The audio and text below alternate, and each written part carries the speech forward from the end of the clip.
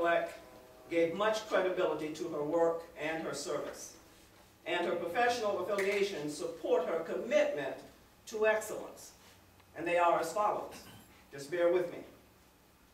She was affiliated with the American Historical Association, the National Council for Social Studies, South Carolina Historical Society, South Carolina Education Association. She was a life member. National Education Association, which we know as NEA. She was listed in Who's Who at American Universities and Colleges, 1942 and 1943. She was a Rosenwald Scholar as she studied for her doctorate at Columbia University. She was second vice president of the National Association of College Deans, Registrars, and Admissions Officers. President of the Southern Conference of Deans of Faculties and Academic Vice Presidents. Although the aforementioned affiliations have national status, she did not ignore community causes. She was a member of organizations locally, the Alpha Kappa Alpha Sorority, the United Order of Tents, the One More Effort Federated Club, the National Council of Negro Women, and the North Main Street Community Club, of which we have member and president, Mrs. Thomasina Gaines. The list of Dr. Rubin's former positions is quite extensive. I'm just going to give you a few here. However, I think some deserve mention because I think on your program you will find that she was an organizer of the South Carolina NAACP in 1939 and became its assistant secretary. But she was also chairman of the South Carolina Board of Juvenile Placement, appointed by Governor Robert McNair. She was a member of the South Carolina Advisory Committee to the United States Commission on Civil Rights, president of the Sumter County YWCA, and vice chairman of the Advisory Committee to the Board of Trustees of the former Sumter School District 17. Now let me step back for a minute and mention the YWCA. She was not only a member, but she was president, but she took time. Now you have heard me enumerate all of her affiliations. But she was a mother, and she had a family, she had girls. And she took time out to become the leader of our Y-Team group. And we were little girls over at Moore Elementary School.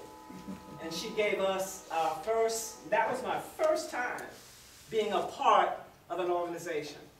And she took time out to do that. Her church and spiritual life. The church played a very vital role in Dr. Rubin's life, and she responded in kind by serving the church in many capacities.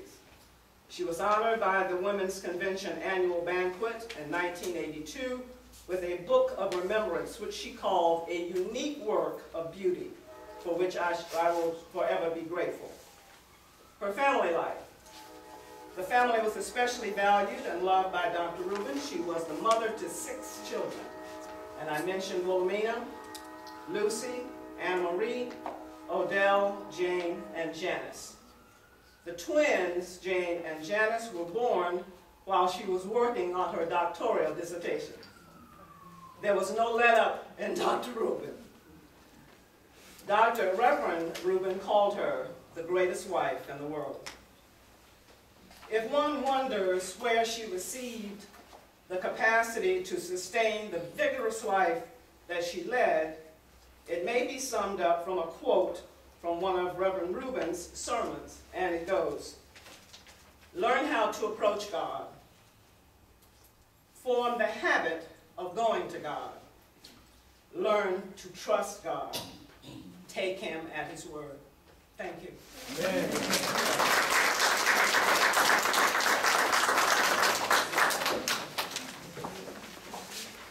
Thank you, Ronetta. And we do have a certificate here. Ronetta's going to see that it gets to the children. Thank you, Keith. Those are just 2 little girls. Thank you, Keith. All right. Pat Lewis, right. Dorothy Sampson, and while she's up here, she will do Irene Sampson Williams also. Both of them. Oh, I want to get one stuck. I got them.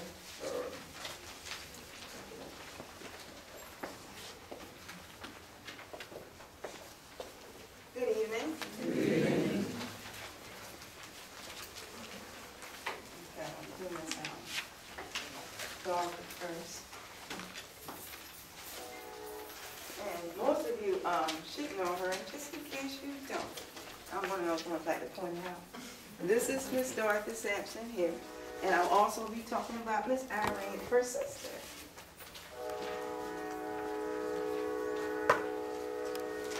All right. Miss Dorothy Sampson was the first African-American female lawyer to practice law in Sumter County.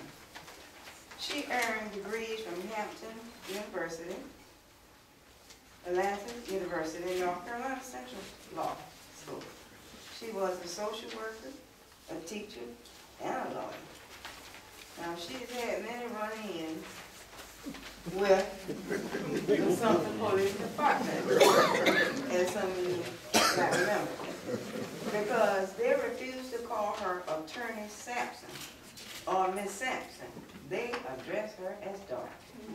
I guess she wasn't having that. She was one of the lawyers representing her sister, Miss Irene Sampson Williams, in the successful lawsuit against Sumter District 2.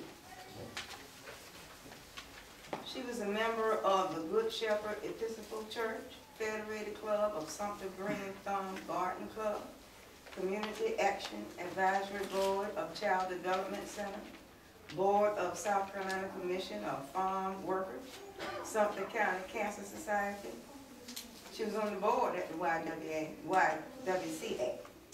She was on the Sumter and the State Bar Association, the United States District Court of South Carolina, the United States Court of Appeals in the 4th Circuit, the U.S. Supreme Court, American Bar Association, the National Association of Women's Lawyers, the South Carolina Democratic Party, and a contributing member of the National Democratic Committee. Now, I got to know Miss Sampson a little because she would come to New Bethel Baptist Church when I'm a member, because her sister was a member of the New Bethel Baptist Church, and her husband, and some of the family members are here now. And I know that Miss Sampson was an exact person. She wants you to be exact. And if you stated fact, you better know what you're talking about. And if you did not, she'll make sure that she would get it right, and she'll make sure you got it right. Nothing would be uncertain. She's one of those people that dot her I's and cross her T's, and so are you. She graduated from Mather Academy also.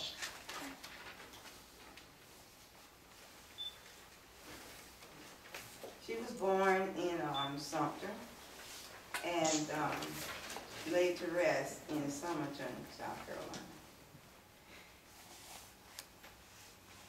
And some of her family members are here now. That's it. Do Irene? Mm-hmm. Okay. We'll go ahead. Yes, we will.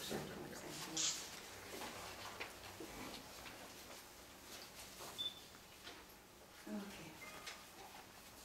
Miss Irene Sampson Williams.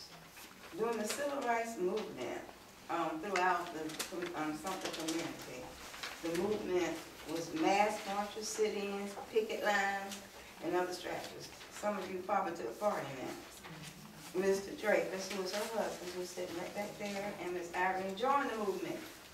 On Saturdays, they picket the stores on Main Street, right over there, carrying out signs on fair employment. On Sundays, they marched through the Main Street. They were working on a day that everybody could vote without fear. Borrowed money from banks. They had their savings and checking accounts with the certain banks. They obtained jobs, and the white people only looked on us at the jobs, and only white-only jobs. And of course, some of us remember the colored-only sign, the white-only sign, the water fountain, white-only, the colored, well, colored customers enter the back or the side door. Even I remember when we had to go to the movies there and we had to enter through the alley. Enter through the alley. Everybody else go to the front. We enter through the alley and set up in balcony. Oh, that was just so unfair. No colored restroom, drinking fountain, just all injustice. The marches downtown brought us face to face with all this then brutal Sumter Police Department with the vicious wanting to attack guard dogs. Some of these are Miss Irene's words and Mr. Draper's words. Water hose that could be turned on in a flash, and the cheers from whites lined up on each side of the street yelling, "Niggers, you niggas go home." Of course, we didn't listen to that. I remember I was out there once, and my father tried to say they wouldn't let me go back because I thought he was concerned about my space there. Come to find out, he said he'll get fired. Well, I did not know that, but Miss Irene did.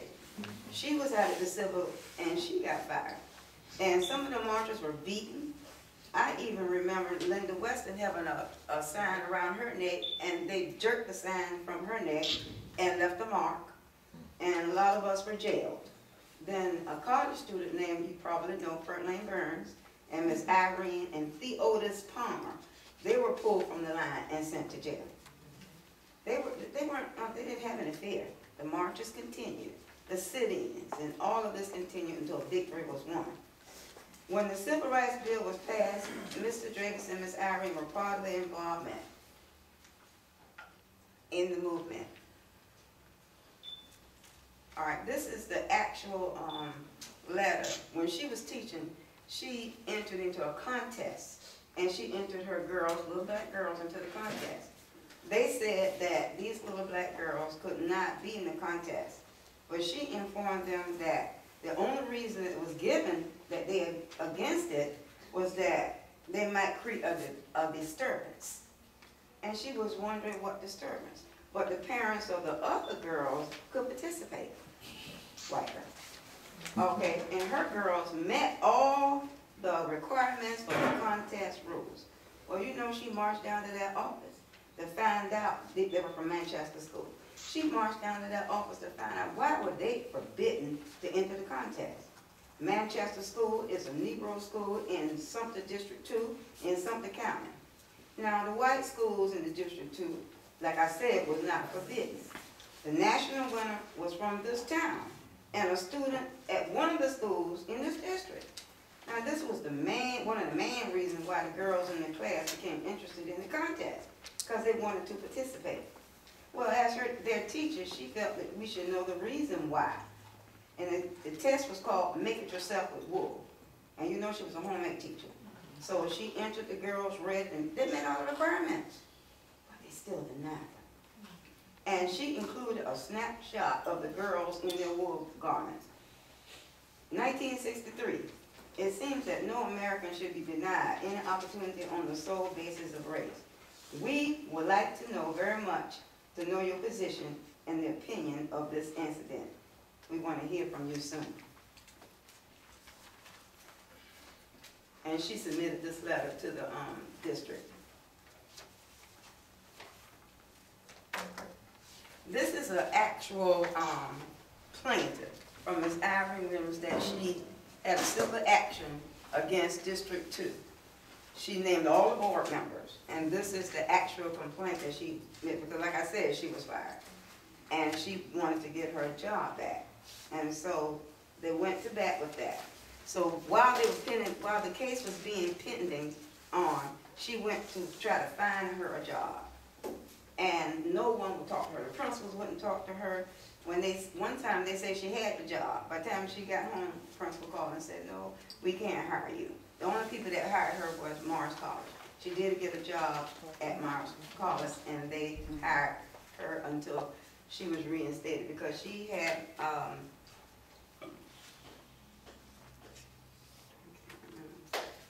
her sister, Dorothy Sampson. She had Ernest A. Finney. She had Matthew J. Perry, and her brother Donald Sampson. All of them went to bat to get her job back. And she said she was a fight for justice and equality for all. Ms. Irene did not deter from her last job. She became one of the first school teachers to challenge the school board by filing a suit in the federal court against Sumter School District 2. And she became employed, like I said, at Morris. And at Morris, she taught there until she got her job back. In August 1966, the federal judge ruled in her favor, and she was reinstated as home economics teacher at the Manchester School with full remunerations for time and for times not spent. Mr. Dreyfus and Miss Irene had 4 daughters. One is here in the audience to the first time. And nevertheless, dreams continued to come true for Miss Irene. And like I said, they went on to have another daughter, the 3rd, and the 4th daughter. And so, with their daughters, a loving husband, a beautiful home, and a challenging career, Miss Irene said she could truly sing, "God has smiled on me."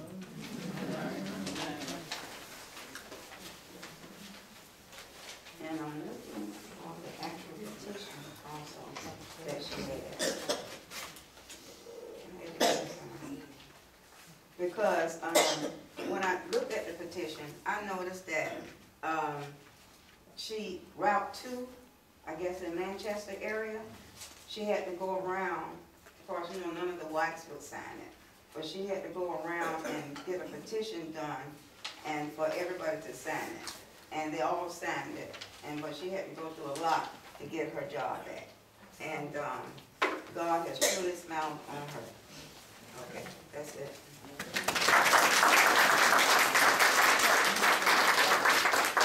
Family, come down and take pictures. It's her husband Dreyfus Williams. Where else is coming with me?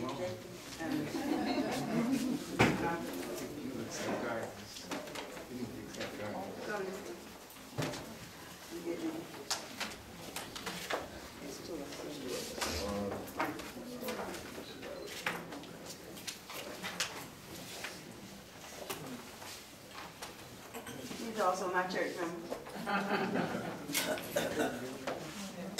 And we want to present, they're taking Miss Dorothy Sampson, 1, 2, who's going to take Miss Dorothy?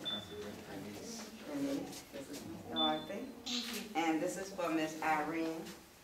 Thank you very much. You okay, she wants you to turn. Okay, here we go.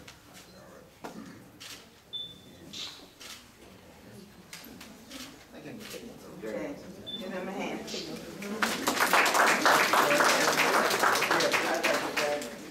All of you for coming today, and I'd like you to know that whatever we did it for our students that we love so very, very much.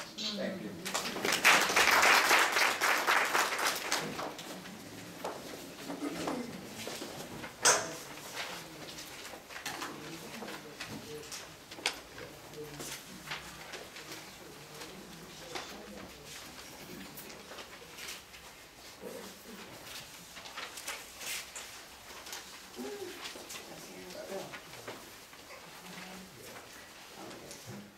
Next is going to be Jessica Simpkins and Viola Duvall. I'll do both of those.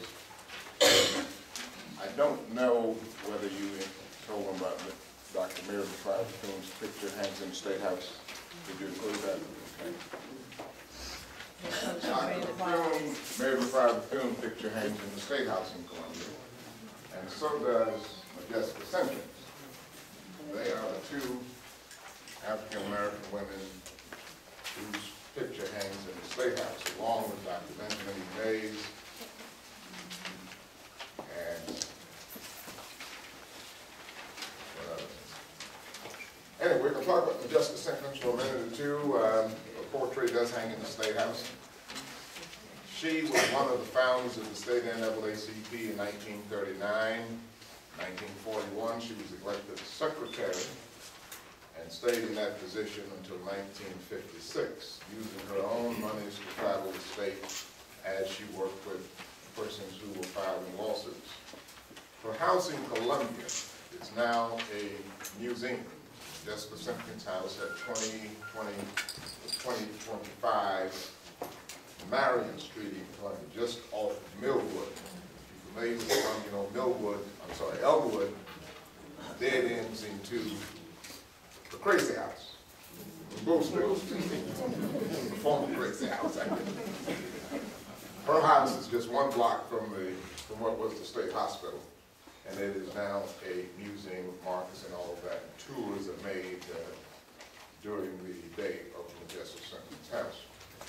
She is considered the mother of the civil rights struggle in South Carolina. She was so involved from an early stage. She feared nothing because her family were independent. They were the founders of Victory Savings Bank in Columbia, which is now South Carolina Community Bank, the branch here in Sumter. Her husband was a real entrepreneur, owned several liquor stores in Columbia. The Simpkins would sit in the telecage at the branch Victory Savings Bank on Hardin Street across from Allen and Benedict, and would register students to vote back in the 50s. That's how involved she was, and give them history lessons. She had a radio program in Columbia, and she always started off her program each day with, I woke up with freedom on my mind. And she gave every politician in Columbia hell. She did not bite her tongue. She was a gifted writer, wrote a lot of articles. She cranked out more newsletters than the rest of us combined. At age 90, when she was in her final years, she was still writing letters to the editor from her house on Marion Street and drinking a glass of port, P-O-R-T. She loved port. That's why she lived so long, she said. She died at age 92. Funeral was at Benedict College. That's Majestica Simpkins. Viola Duval Stewart. Stewart was a school teacher in Charleston, Howard University graduate, taught at Burke High School in Charleston. The NAACP was looking for somebody to be a plaintiff in the equal teacher pay lawsuit. This lawsuit really began with Miss Simpkins. Jessica Simpkins was in the bank one day, looked over the shoulder of a white teacher standing in front of her, and saw that that teacher's pay was a third more than her pay. So she said, oh, we got to do something about this. So she came back to the state NAACP Executive Committee, which was headed then by a Sumter native named S.J. McDonald Sr., and they started the ball rolling, but they needed to find a plaintiff. They wanted somebody from Sumter to be the first plaintiff. Couldn't find no takers. Nobody was willing to write their name on the dotted line. So they found Miss Duval down in Charleston, and she signed on, and it became the first lawsuit, civil rights lawsuit in South Carolina. Once she signed the lawsuit, Gravis, all of her buddies scattered. They didn't want to have anything to do with her. She was persona non grata. The lady that she did the yard duty with at school stopped speaking to her. So they went to court. It was Thurgood Marshall's first visit to South Carolina to handle that case, along with Harold Boulware, who was the local lawyer from Columbia. So they're in court in the federal building in Charleston. Judge was J. Wages Weber, white federal judge in Charleston, handled the lawsuit. He'd had some problems of his own, like divorcing his wife. In Charleston, ostracized him. They put him out the country club and all of that. Because back in those days, South Carolina didn't have divorce laws. Once you got married in South Carolina in the 40s, you were married forever. You wanted a divorce, you had to go out of state to do it. So Judge Waring went out of state and got a divorce and married a Yankee woman after that. So all of Charleston is upset with him, so he decided that he'd have his vengeance. So he's presiding in the court this day, 1944.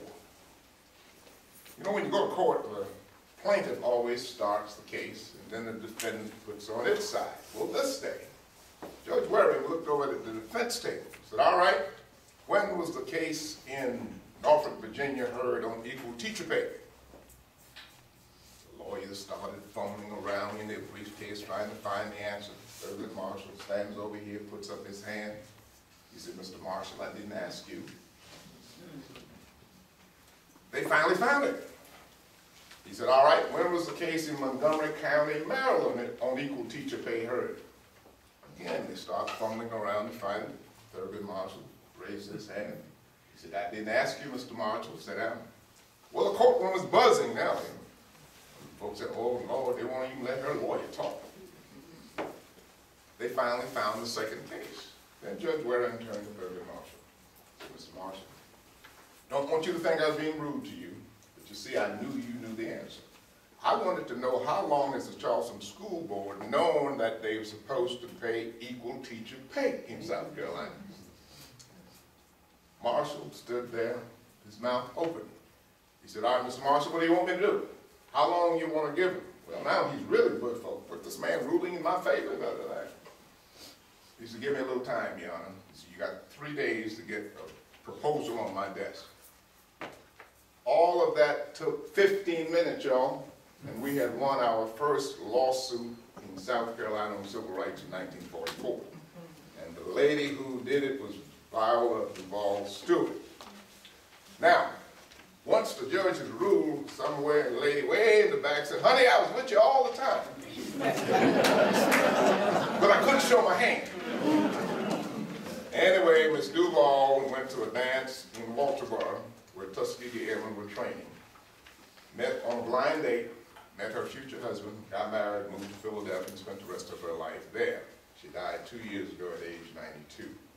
But it was her case that began the civil rights ball rolling in South Carolina. Viola Duval Stewart. Google her, you'll get more information. All right. So we're down to the final person. That's one of our own. Pride and joy of the class of 1953 from Lincoln High School. Dorothy R. Tony. After finishing Lincoln, she journeyed across the swamp to Columbia. Enrolled in the Columbia Hospital School of Nursing. I talked to some of her friends who were there, and they said she was a little quiet, a little shy. Yes, I know. He said, only quiet, shy. She was then. Now that's what Jean and Mary Moon told me. That is what But she completed the course, became a registered nurse, she did other training.